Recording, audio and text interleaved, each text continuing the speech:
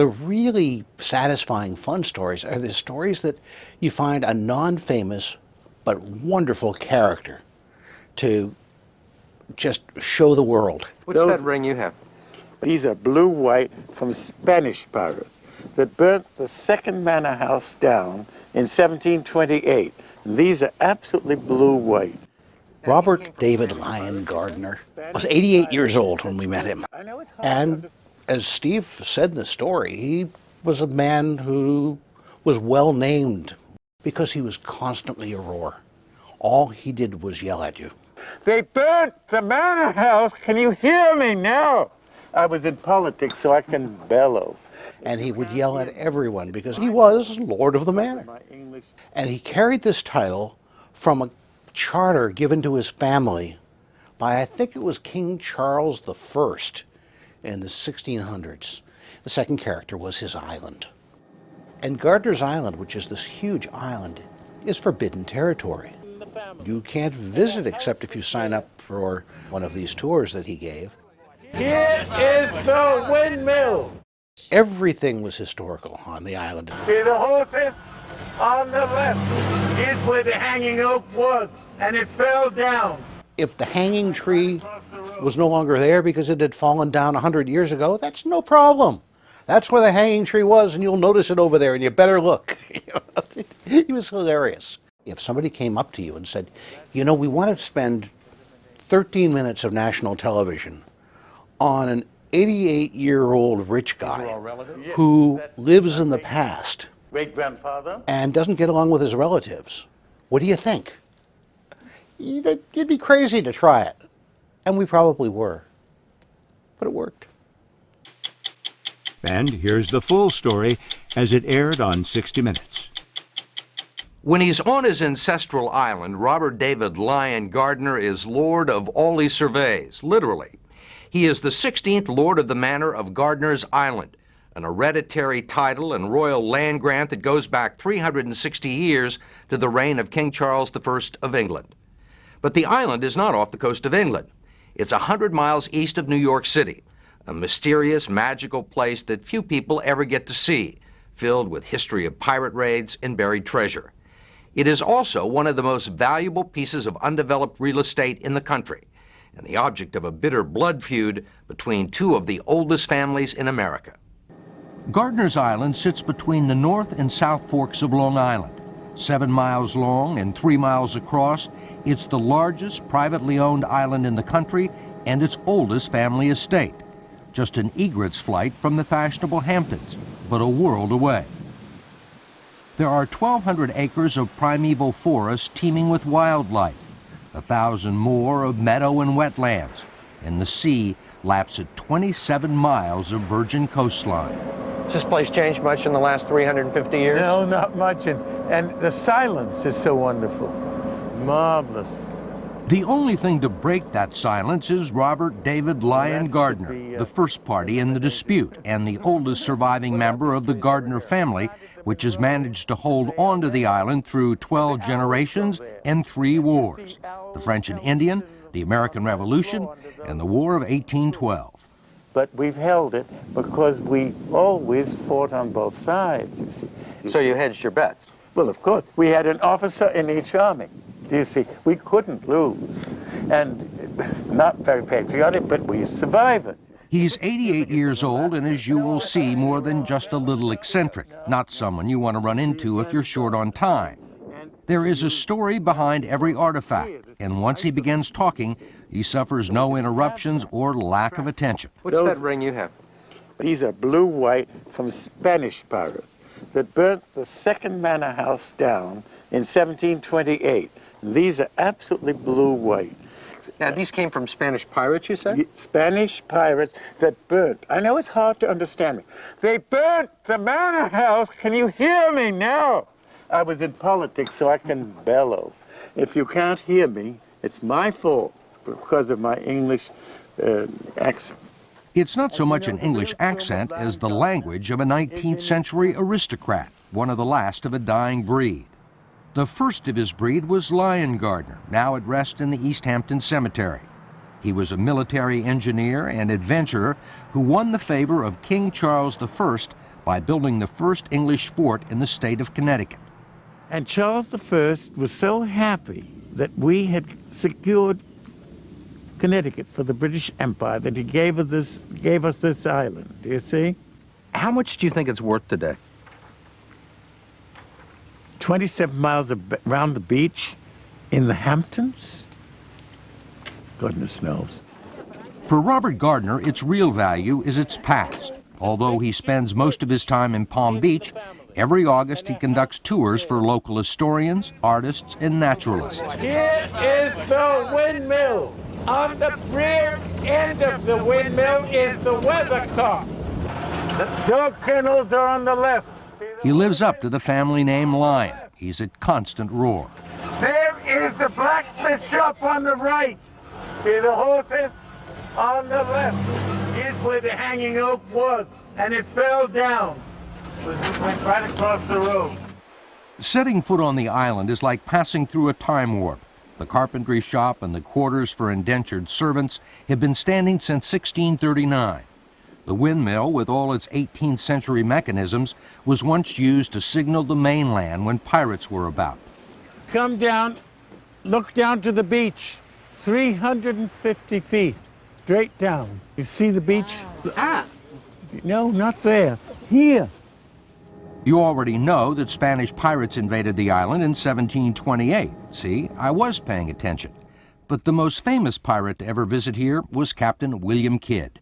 Captain Kidd's treasure was buried in this hollow and recovered 1699. It seems Captain Kidd knew the Gardiners from Trinity Church in New York back in the 1680s and decided their island was a perfect place to hide some treasure.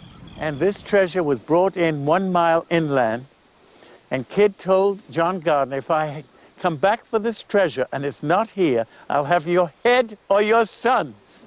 You didn't fool around with Captain Kidd. When the English caught and hanged Captain Kidd 4 years later, they found the treasure map and sent a party to Gardiner's Island to dig it up. It was only on the island 4 years. People still come here looking for the treasure? Oh, of course. It is so silly when I have the receipt for it. This is a beautiful room. He's been a banker, a real estate developer, and investor. But through it all, he has had only one true calling, as the custodian of all things Gardiner. This is my grandfather, Gardiner. This is my father. In his summer home on the mainland, he's surrounded by ghosts and gossips about long-dead relatives as if they were about to show up for a family reunion. Who's this? He's my great-grandfather. It's the living relatives he can't get along with, specifically his niece, Alexandra Gardiner Creel, and her husband, Robert Golette, the second party in the dispute, who, thanks to a condition of a family trust which actually owns the island, not only share access to the island with Gardiner, but stand to inherit it outright when he dies. That's because Robert Gardiner, despite his fascination with family history, has no heirs. How would you describe the relationship right now between yourself and your niece and her husband? Don't see them. For 20 years, the two sides have argued over everything from which ancestors' portraits will hang in the manor house to who will have access and when. Except for the occasional screaming match, they communicate almost exclusively through lawyers. This is a classic example of rich people behaving badly. One witness to a rare face-to-face confrontation was best-selling author Stephen Gaines. He wrote about Gardiner's Island in his book, Philistines at the Hedgerow. Gaines was on one of those Robert Gardiner historic tours when all hell broke loose after the Lord of the Manor discovered the Golettes were on the island. I was aware of what was going on, but the 24 other people with me had no idea. Robert Gardiner ran into the house. Some confrontation took place inside. Then the Golette family came out of the house like bees leaving a hive. You know, they just spread out all over the place, and he went screeching after them. It was like the Keystone Cops. Gaines says one source of tension is that Robert Golette comes from a family that owns a big chunk of Manhattan and has been around almost as long as the Gardiners, since 1676. They do not give interviews. They're just not secretive wasps. They abhor publicity. They hate the idea that anybody would know who they are. They are really very secretive about what they do. I think they're probably one of the richest unknown families in America. We're talking about old money here. Right, the oldest money. What is the source of the acrimony between the Golettes and the Gardiners? Do you know? I think that Robert Gardiner is just a very difficult man. You know, it's very hard to share anything with anybody. Even with 3,500 acres? Well, not if Robert Gardiner is the other partner. Twice the courts have tried to arbitrate a settlement, and twice they failed. The Gillettes want Gardiner banned from the island, and for a 10-year period, he was banned for refusing to share in the island's upkeep. For his part, Gardiner has tried to keep the Gillettes from inheriting the island. To him, they're interlopers trying to usurp what rightfully belongs to a Gardiner, with the intention, he thinks, of plundering it like Spanish pirates. Why is it so important to you that the Goulettes not take control of Gardiner's Island? Simply because their attitude is to turn it into development. They say they don't want to develop it. Oh, that's what they say. That's what they, of course. But the point is, they do. While the Goulettes contend they don't want to develop the island, they have also been unwilling to discuss any settlement that would protect it from development or restrict land usage in any way. They say it would diminish its value. A judge has concluded their intentions are unclear. Joe Attonito and Gene Wishart are attorneys for Robert Gardiner. Bob Gardiner wants to preserve it. I mean, we don't know what the Goulettes want. We can only speculate what they want. The Goulettes want to keep their options open. That's the impression we get. It's a polite way to put it, yeah. With multi-million-dollar houses springing up like mushrooms all across the Hamptons, there is no shortage of developers who look at the place where Hemingway hunted and James Audubon painted birds and see instead golf courses and marinas. That would be the greatest baby boomer address in the Hamptons. You know, everything out here is about status and address and location, location. Can you imagine being part of a private island that has its own landing strip? You can bring your boat right up there. I mean, I think a lot of people would love to develop that place, and it would be a shame, too. How much do you think it's worth in today's market? Well, it's hard to say. You know, 3,500 acres, easily worth $350 million. We're talking about something that conceivably could be worth $1 billion to a developer. Just preserving Gardiner's Island is no bargain. The trust fund to maintain the island ran out of money years ago. Everything from food to fuel oil has to be shipped over from the mainland.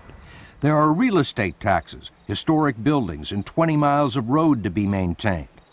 It now costs almost $2 million a year just to keep the island the way it was 350 years ago. All of it paid for by the Goulettes, who use the island as their weekend retreat. Robert Gardiner still refuses to contribute, arguing that the trust fund is insolvent and that the island should be disposed of according to the will of his late Aunt Sarah. It is to be sold, the island, but first to someone by the name and blood of Gardiner.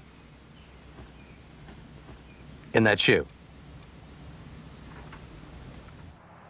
By far his most bizarre attempt to keep the Goulettes from inheriting the island occurred more than a decade ago when he tried to adopt an heir. After some extensive genealogical research, he settled on a distant cousin, G. Gardiner Green, Jr., who at the time was a fully grown 48-year-old from Mississippi with an oil and gas exploration business. Everybody thought it was wonderful. All my friends thought I should sign on, sight unseen, and immediately invite them as my guest to the island. I had people signing up for boat skipper, for gamekeeper, for upstairs maid, downstairs maid, butler. I had a staff. Besides the fact that he already had 2 living parents, Green quickly realized there was a downside to being adopted by a very rich, very distant relative, like $1 million a year maintenance obligation on a property that produces no income and has no tax benefits. Then there was the prospect of becoming embroiled in some very expensive litigation with his other distant cousins, the Goulettes. And I certainly wasn't looking for any enemies, particularly enemies that I had never met. I think in Robert Gardiner's heart, there are 2 things that are going on here. One is he's doing it just to torture the Goulettes, and then the other thing that's going on is he really cares about saving this island. It's his passion, it's his life. It's all that's left to him now. Is there an element of greed in this story? I don't really think this is about money, believe it or not. Even though there's billions of dollars at stake here, I don't really think this is about money. I think this is about passion, I think this is about history, and I think this is about an old man who can't let go. The courts move slowly, so time and nature would seem to be on the side of the Goulettes. What becomes then of Gardiner's Island? Will the Goulettes or their children, where their children's children have the same passion for it as Robert Gardiner has. He's a piece of American history, and when he's gone, there's nobody left to replace him. There really isn't a 17th Lord of the Manor. He's about the end of that line. Quelle diversité de paysage! What a diversity of landscape!